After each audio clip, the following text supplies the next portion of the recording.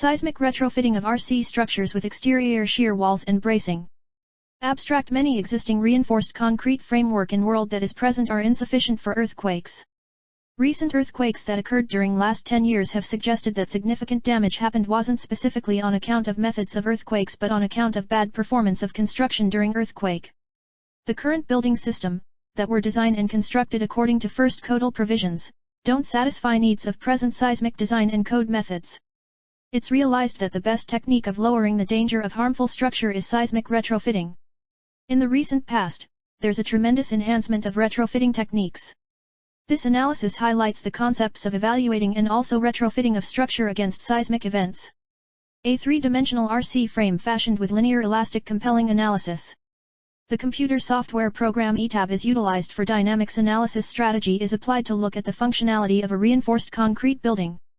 The various retrofitting techniques including steel and concrete application and jacketing of fiber reinforced polymer, FRP, composites that happen to be utilized to enhance the load-bearing capacity of specific structure elements are highlighted, and techniques including shear wall space plus shear cores that enables you to improve general balance of buildings. Most retrofitting techniques are going to result a rise in stiffness as well as somewhat enhance in mass that causes in return a shorter period. Shortening in period of vibration quite often results in increased ductility and strength of retrofitted structure. Consequently, a proposed retrofit program could be believed to achieve success in case it results in increased strength and also ductility capability of the structure that is higher compared to the requirements required by earthquakes. Keywords: retrofitting, seismic events, FRP, jacketing, stiffness. 1. Introduction. 1.1 General. Seismic retrofitting techniques are required for concrete constructions which are vulnerable to damage and failures by seismic forces. In the past 30 years, moderate to severe earthquakes occurs around the world every year. Such events lead to damage to the concrete structures as well as failures. Thus, the aim is to focus on a few specific procedures which may improve the practice for the evaluation of seismic vulnerability of existing reinforced concrete buildings of more importance, and for their seismic retrofitting be means of various innovative techniques such as space isolation and mass reduction.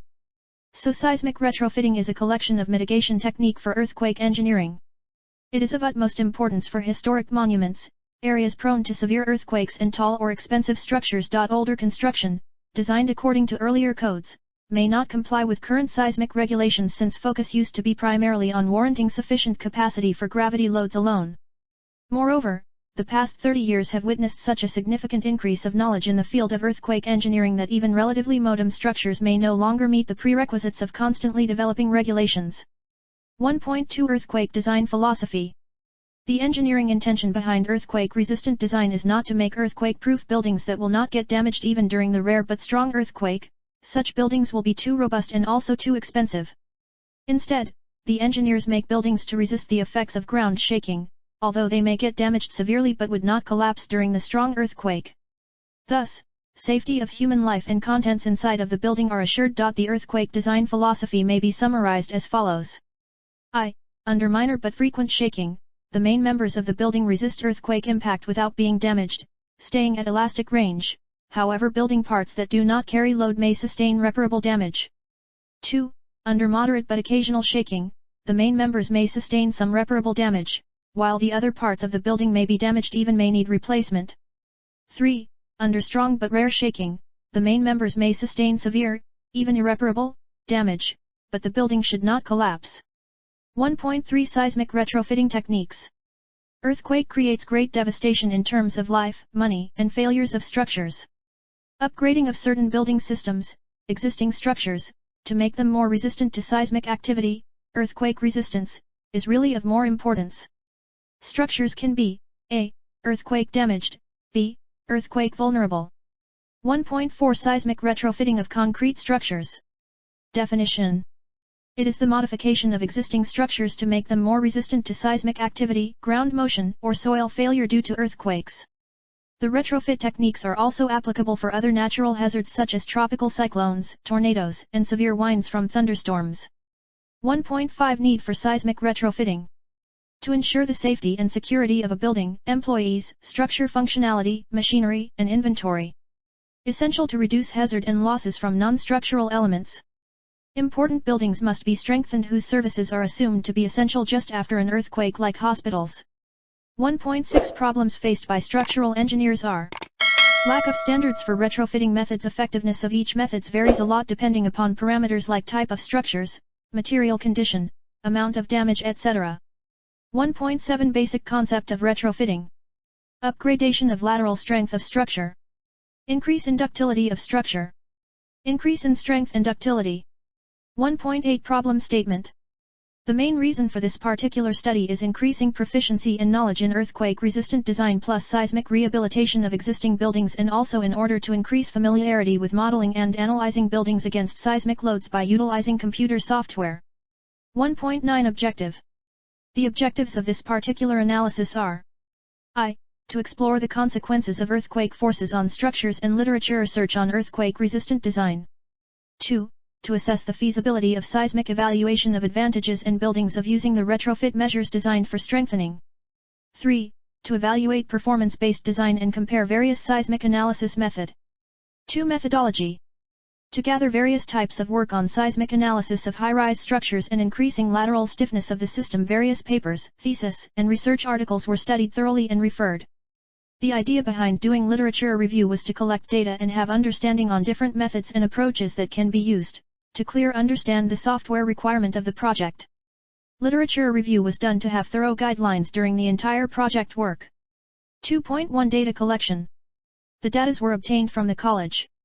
The earthquakes considered in this work are time history of ground motion as per is 1893:2002, Part I, at particular location. 2.2 Methodology adopted. As discussed in the scope of the work, the entire work is divided into 3 parts. Analysis of bare frame. Analysis of the braced frames. Analysis of the frame with shear wall. For analysis, a 12 stories high building is modeled in ETab as a space frame. The building does not represent any real existing building. The building is unsymmetrical with the span more along z direction than along x direction. The building rises up to 42 m along y direction and spans 15 m along x direction and 20 m along z direction. The building is analyzed by response spectrum analysis, which is a linear dynamic analysis. Dynamic analysis is adopted since it gives better results than static analysis. The specifications of the frame are given in Table 3.1. And the plan and the model of the building is shown in Fig 4a and Fig.5 respectively. In the entire coursework, x and z are taken as the horizontal axes and y as the vertical axes. In ETab, modeling and analysis is done as follows. 1. After preparing the bare model, seismic definition for is 1893 to 2002 was created by giving the required input of time period, zone factor, R factor, etc. Then under seismic definition self-weight and floor weights of 2.5 kN/m2 and 3.5 kN/m2 were given. 2. Under load definition earthquake load, dead load, live load, and various load combinations were created. 3. Under earthquake load, after assigning self-weight, floor load and live load in x, y, and z directions. For Indian code compatible earthquake already defined as 1893 to 2002 is chosen. Modeling of braced frame. For braces angle section ISA 60x40x6 is used. There are 4 trial locations in the building where braces are placed and analyzed for their effect on lateral stiffness. Braces are modeled as axial force members having pinned end connections. Bracings are of X-type modeled throughout the height of the building. The 4 locations are as follows. Location 1, bracing A at the exterior side of the frame along X direction. Location 2, bracing B at the exterior side of the frame along Y direction. Location 3, bracing AB at the exterior side of the frame along X and Y direction. Location 4, bracing C at the exterior side of the frame around the corners. The figures of the models with different locations of braces are given in the tables below. 3D model of the building with braces at location 1. 3. Conceptual background. 3.1 Introduction. In recent years, devastating earthquakes worldwide confirmed the deficiencies of building structures. The experience gained from field observations and back analysis led to improvement of the level of knowledge and the evolution of seismic codes. The interest of the research community is focused on buildings that do not comply with current seismic codes and exhibit deficiencies such as poor detailing, discontinuous load paths and lack of capacity design provisions. Since such buildings comprise the majority of existing building stock, retrofitting is a rather critical issue.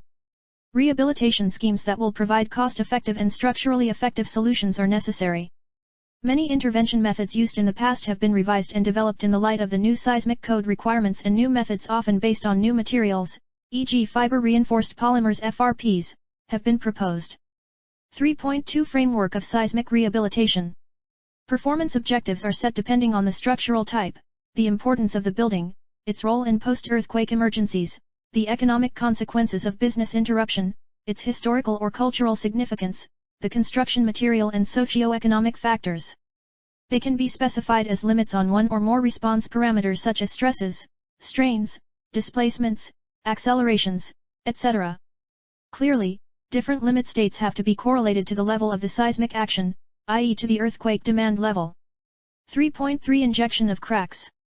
Crack injection is a versatile and economical method of repairing reinforced concrete, RC, structures. The effectiveness of the repair process depends on the ability of the adhesive material, usually epoxies, to penetrate, under appropriate pressure, into the fine cracks of the damaged concrete. Flexural cracks and shear cracks are mainly continuous and therefore provide unobstructed passages for the epoxy.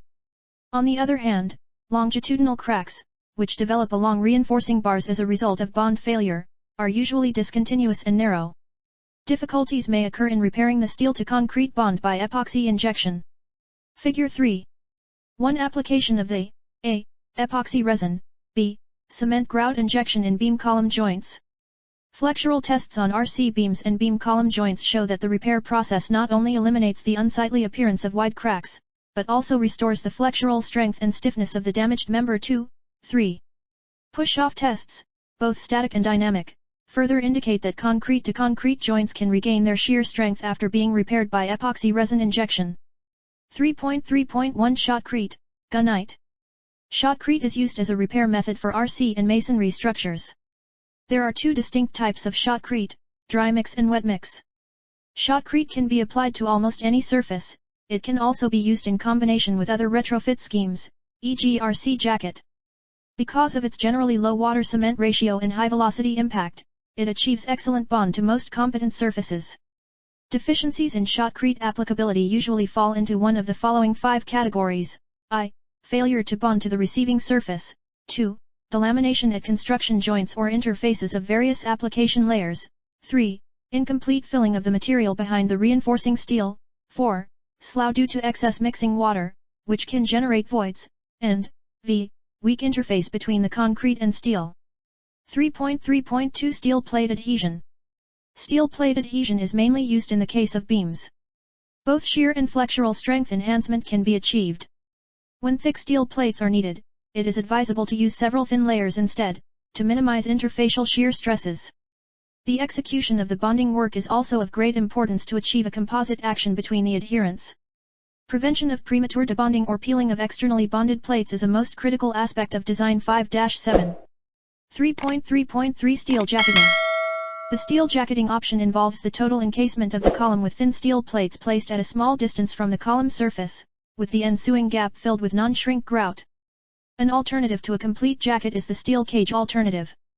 Steel angles are placed at the corners of the existing cross-section and either transversal straps or continuous steel plates are welded on them. In practice, the straps are often laterally stressed either by special wrenches or by preheating to temperatures of about 200–400 degrees C, prior to welding. Ocean or fire. Figure 3. 2. A. Steel jacketing. B. Steel cage technique using steel straps or C. Steel plates. The corrugated steel jacketing technique can be applied for the rehabilitation of columns and beam column joints. Deficient connections are encased by the steel jacket and the gap between the concrete and the steel jacket is filled with non-shrink grout. A gap is provided between the beam jacket and the column face to minimize flexural strength enhancement of the beam, which may cause excessive forces to develop in the joint and column. 3.3.5 Externally bonded FRPs. The ease of application of FRP composites renders them attractive for use in structural applications, especially in cases where dead weight, space, or time restrictions exist. Although FRP composites can have strength levels significantly higher than those of steel and can be formed of constituents such as carbon, CFRP, glass, GFRP, and aramid, AFRP, fibers, it is important to note that its use is often dictated by strain limitations. They are very sensitive to transverse actions, i.e. corner or discontinuity effects, and unable to transfer local shear, i.e. interfacial failure. Clearly, they carry no compressive forces. Choosing the type of fibers, their orientation, their thickness, and the number of plies, results in a great flexibility in selecting the appropriate retrofit scheme that allows to target the strength hierarchy at both local, i.e. upgrade of single elements, and global, i.e. achievement of a desired global mechanism, levels. In general, FRP composites behave in a linear elastic fashion to failure without any significant yielding or plastic deformation. Additionally, it should be noted that unlike reinforcing steel, some fibers, such as carbon fibers, are anisotropic. Figure 3a. Material properties, application modes of b. Prefabricated shells, c. FRP sheets. 3.3.6 Selective intervention methods. Stiffness-only intervention approaches may be used in order to accommodate problems related to irregular distribution of stiffness or to significant reduction of stiffness due to cracking of concrete members. In the latter case, if concrete crushing and buckling of reinforcement bars do not occur, the flexural strength of the members will not necessarily be adversely affected. For result and discussion. The result is based on the responses of the bare frame model and the changes in the responses after using bracings and shear wall. The results include changes in base shear, interstory drifts and top-story deflections for ground motions along X and Z direction considered individually. The results of base shear, interstory drifts and top-story deflection for bare frame, braced frame, and shear wall frame were then compared with each other and a conclusion was then drawn. 4.1 Comparison of base shear for ground motion in X direction. The base shear was found to be increasing from bare frame to braced frame and is even more for frame with shear wall. In case of braced frame, highest base shear is found in case of bracing C in X direction. In case of shear wall, base shear is highest in case of shear wall C in X direction. Shear wall B shows the least base shear among all the shear wall cases because in case of shear wall B the frame is stiffened only along Y direction and not along Z. Table 4.1 shows the base shear for ground motion in X direction for all the cases. Fig 5.1 shows the variation of the base shear. Fig 4.1 Variation of base shear for ground motion in X direction. 5.2 Comparison of base shear for ground motion in Z direction. The base shear was found to be increasing from bare frame to braced frame and is even more for frame with shear wall. In case of braced frame, highest base shear is found in case of bracing C in Z direction. In case of shear wall, base shear is highest in case of shear wall C in Z direction. Shear wall A shows the least base shear among all the shear wall cases because in case of shear wall A the frame is stiffened only along X direction and not along Z. 4.3 Comparison of interstory drift for ground motion in X direction. As per IS 1893 to 2002, Part I, story drift should be within 0.4% of story height. For the building considered in this study, the safe limit for story drift is 14 mm. Interstory drifts in bare frame was found to exceed this limit of 14 mm. By using bracings and shear wall in the building, the drift is found to be reduced.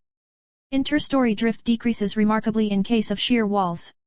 For ground motion in X direction, interstory drift is minimum in case of bracing C and shear wall C. Shear wall A shows the least interstory drift in X direction than shear wall B, because shear wall A is along X direction only whereas shear wall B is along Z direction only.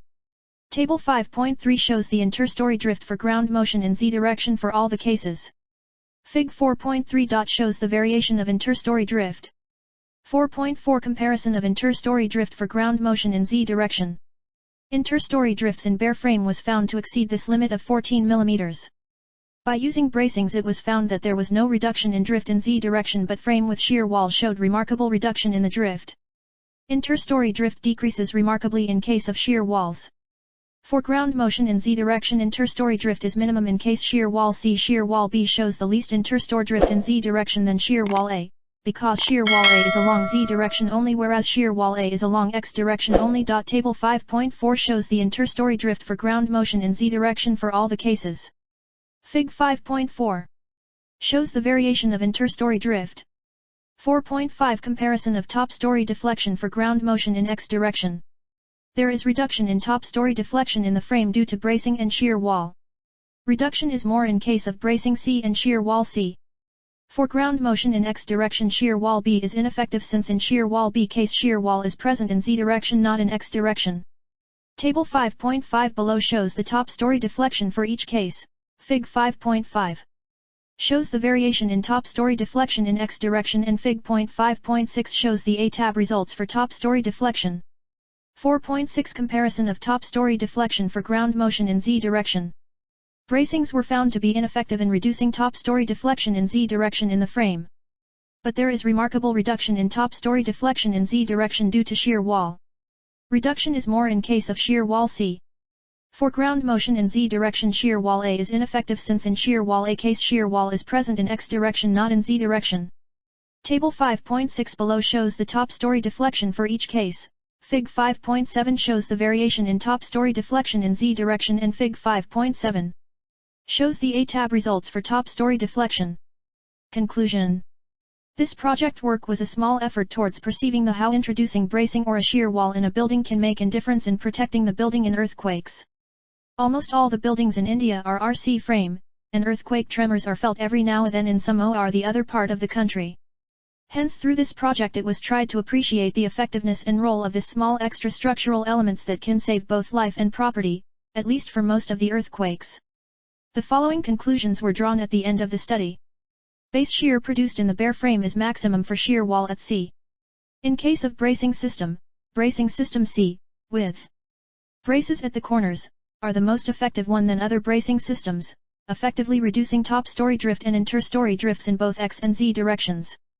There is hardly any reduction in drift along Z direction due to bracing B, for all the ground motions.